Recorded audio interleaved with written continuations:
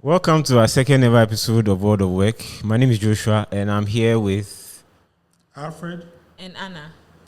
Yes, today we are talking about going the extra mile. So anti-work, lying flat, quiet quitting. I'm sure we've heard at least one of these terms. And it used to be the case that going the extra mile was a given. Go to work, give your best, give it your all. But in recent years, it's felt like people are giving up, literally. In China, you have the lying flat movement where people have just decided that it's not worth it. They are just being abused, being taken advantage of. But I want to throw it over to my two colleagues, and particularly Mr. Tete, because he's well known for talking about going the extra mile. I want to understand how he sees the recent trend of graduates and young people feeling like it's not worth it giving your best anymore. So let's hear your opinion. It's interesting. It's interesting because this going the extra mile principle, we all can recall if you know about the Bible. It's in Matthew chapter 5, verse 41, where Jesus said, if somebody asks you to go with him 1 mile, go with him a second. He meant that don't just do what you are asked to do. Go the extra, do more than you are asked for, and that it will pay you in the end. When I was a child, my mother used to say that if you are brought up like a slave, you grow up into a prince. How are slaves treated at home? They are made to do all the donkey job at home. And how are princes brought up? They sit there and everything is done for them. And her policy was that if you are brought up and you do all the donkey job, at that age you might think, oh, you are being punished. But you learn so much. You learn so much that in future, all the skills you acquire doing all the dirty job comes in handy. And you find yourself being a jewel in the hands of anybody who interacts with you. So that is the principle that I think that everybody should adopt. It pays. I'm laughing because it pays, maybe it used to pay. And it pays in a certain context currently. Now, I work in a university, and a lot of the students I work with would disagree with you in the sense that, so, I'm not surprised. Classic example, I was having a conversation with some students, and one person was talking about the fact that he's expecting to earn about 6,000 cedis right out of school. Now, a month as salary. Not a year. Not gross or net. Now in Ghana, there are a lot of people who have been working for over a decade and are not even earning close to that. And you are a fresh graduate, and your first job, that is what you want to earn. The expectations may seem unrealistic, but that's how he's thinking. And for a lot of people that have seen people get bent by going the extra mile, they've chosen to advise themselves and say, hey, it doesn't pay. I know person A, I know person B, I know person C. I'm not about to be person D in that line of abuse, So quote unquote. let me ask a question. We both know people who have gone the extra mile, and so I say we, the three of us, we know people who have gone the extra mile and it doesn't seem to have worked out for them. So I'd ask both of you, why do you think that's the case? That people seem to put in their all and it hasn't worked out for them? What's your opinion? What's your... I don't think anybody has any illusion about the fact that it may work, it may not work. But if it becomes your life principle, I can assure you that in the long run, it pays off. Somebody said, cast your bread upon the waters, and it will return to you one day. But we know that sometimes the bread will come back to you soaked and Soggy and all moldy. of that. But the point basically is this, that if it becomes a life principle, you will realize that going the extra mile, you don't feel the pain of doing the extra work. You don't feel the pain because you are used to it. The Gen Zs are not used to working hard. They just want... Say someone. I'm telling you, they want... Of them, I beg. No, look, we used to talk about millennials the same way. Now it's the Gen Zs. They can't hold a job down because they don't want to put in the hours, but they want the reward. I mean, that's because the generation we live in, everything is fast paced. I mean, gone were the days when have to pay for you used to. I don't even know how that phone even used to work because I didn't come and meet it. You have to dial. I don't even know whether it's left or right just to make a phone call. And these days, you just press a button. We don't even keep phone numbers in our heads anymore. So I feel it comes with the times. So every generation and the era or the phase or the vibe that comes with it. And sometimes I feel it also, it depends on you, the individual. I mean, yes, we are saying the Gen Zs, but it will shock you that there are some Gen Zs that will go more miles than a millennial or that one I agree. A baby boomer would go. And it's just how they were brought up, the environment they grew up in, or like you said, their personal philosophy. And I think it's also about managing our expectations.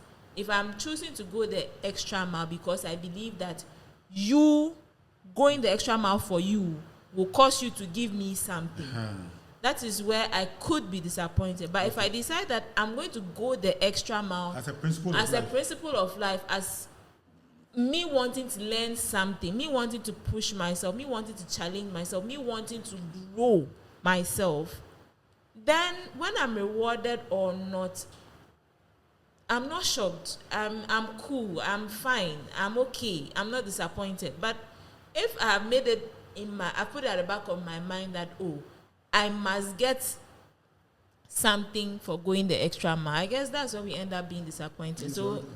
So that's where, I mean, the biblical principle may be trying to teach us, don't do it because you are expecting something in return. So basically what you are both saying, even though you seem to disagree on certain bits, you both agree that it is not a given that if you give your all, you would, or if you go the extra mile, you would get what you deserve. Yeah. But people should still do it anyway. Yeah, you both agree on that? Yes, I do say you should do it anyway as a challenge to yourself. Okay. Do it anyway because you know the benefits of it to yourself. Not because a farmer can sow corn. It's not every corn that he sows that will germinate fruit. Sure. So say it that way. That it's not every adventure that I go the extra mile that will bring me a reward. I should still be fine with going the extra mile. You know, we say that people work to learn. Everything that you do at work, you must be able to learn something from it. Now, if you don't do the work, how can you learn? And it's important to understand that the reward that we are talking about, going the extra mile, the reward that comes with going the extra mile may not come directly from the work that you are doing. It may not come even from the person that you expect it from. But if it becomes part of your life, that reward may come, when you least expect it. Because it has become part of you. You do it and you don't expect anything, but like you're saying. But then, whilst other people may not recognize you and may not reward you for it, you may encounter a situation where you apply the principle as part of your way of life, and then the reward that will come will surprise you. Let me give you an example. Years back, there was a meter reader from Ghana Water Company, and this man was so meticulous about it. He was regular, and if you had any challenge, he would take it up and that kind of thing. Things that you are not expecting him to do for you, he would do it. Then one day, he came to read our meter, and he said he had been laid off. So what? You of all people, I've had meter readers who have come to read, and they are very lousy, they are so irregular. How come? He said, well, that is it. They said, I'm surplus to the job, so I'm supposed to go. So what? At that time, I had a friend who had a business, and he was looking for, to expand his business, so he was looking for new employees. I said, I'm definitely going to mention you to this man. So I promised him, and I mentioned him to this man. So he said, I should, next time I see him, I should, tell him that he needs him to interview. He needs to interview him. This man never came. Finally, when I heard about him, I was told that his colleagues that he was working with were also upset with him being part of those who were being laid off. To the extent that they took it upon themselves to find jobs, and he had 3 other opportunities. Mm-hmm. So he had to select from one of them. His own colleagues. In fact, I was told that some of them told management that if it's possible, select any of us, but not this particular person. And they said, oh, because they had already decided on this thing, it will create confusion if they decide to revise the list of those were laid off. So it is a case that this particular person, whilst was going the extra mile in the work, and their colleagues also noticed it to the extent that they were prepared to go on their own to look for opportunities for him. Oh. That is what happened. Okay, so let me take it from this point of view. People have what you are saying about people being Gen Zs being lazy. I may push back on it a bit because it's not just Gen Zs you see online these days. You see even older people are like, I agree with the Gen Z mindset. I'm affiliated, and these are people in their 50s. Mm-hmm. They're like, I've been taking advantage of, and this is. Kamala Harris said she likes the Gen Zs. I know people personally who are also of that same mindset, and they are not necessarily in their 40s. Some are in their 30s. Yes, and the thing is, there's nothing. So I want to come at it from this point of view. Dara CEO, the host, he's talked about the fact that he knows a guy who's a graphic designer. The guy was making hundreds of dollars, struggling. The guy moves to Dubai, and then he starts making millions. Why? Cryptocurrencies, NFTs. I'm bringing this to a point. Could it be that sometimes it is not the practice of going the extra mile that is flawed? It could probably be the environment you are in. Because he advocates for changing your environment. If it is not serving you, change your environment. So could it be that maybe some people need to change their environment, move to? I think because what advice would you give to someone who is doing their best, going the extra mile right now, and is not seeing anything from it? It's a very good point that you have raised. Yeah. Because it's the advice that the experts give in this matter is that if you are going the extra mile, you should be sensible about it. Don't go the extra mile just for the sake of it. Mm-hmm. Go the extra mile with your eyes wide open. Because some people will use you and dump you.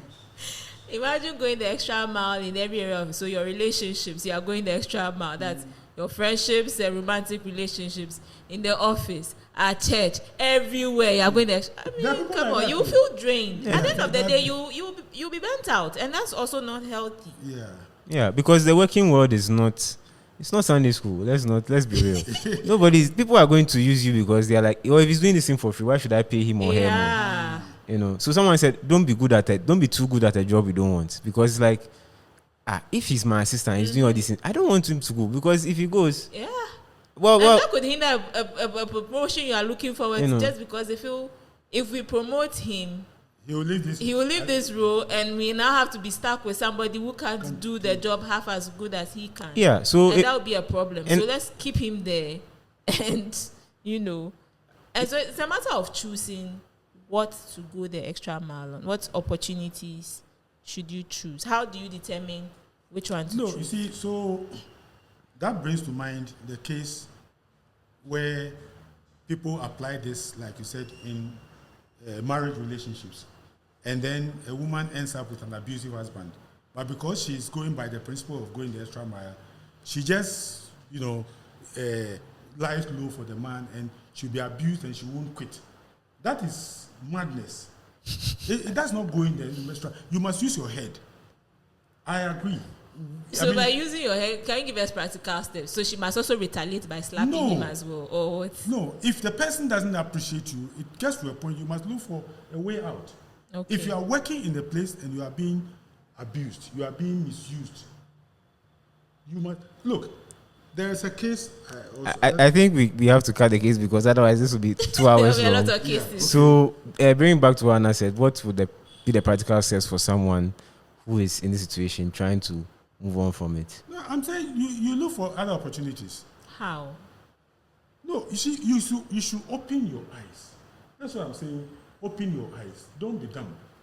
So how? If you no, if even Applying if, for even other if, jobs, like practical even, steps. even if you are in an institution and there are opportunities in other departments, and you realize that your boss is, misusing you, there are people and bosses who would make you even go to their homes to go and clean their homes for them. There are some people who don't realize this. So I don't want to mention names, but I know of instances where for them I don't know what it is for them, because I've not necessarily had conversations with them about this, but I've heard stories where you can clearly see the person is going the extra mile, and you are not sure whether they can realize that it's an abuse of power, or they are just doing it because they enjoy the person they are doing it for, or they like the work.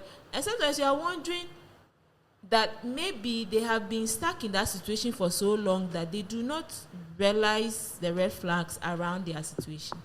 So then what? Okay, so let me try and help us bring it home. What we are saying is that in life there are certain things where you put in your best, but it doesn't give immediate results. Doesn't mean you shouldn't. So the emphasis on immediate. Yes. result. It doesn't mean you shouldn't put in your best. It doesn't mean you should seek instant gratification. At the same time, you have to be clear when it's either you paying your dues or you being abused, you being taken advantage of.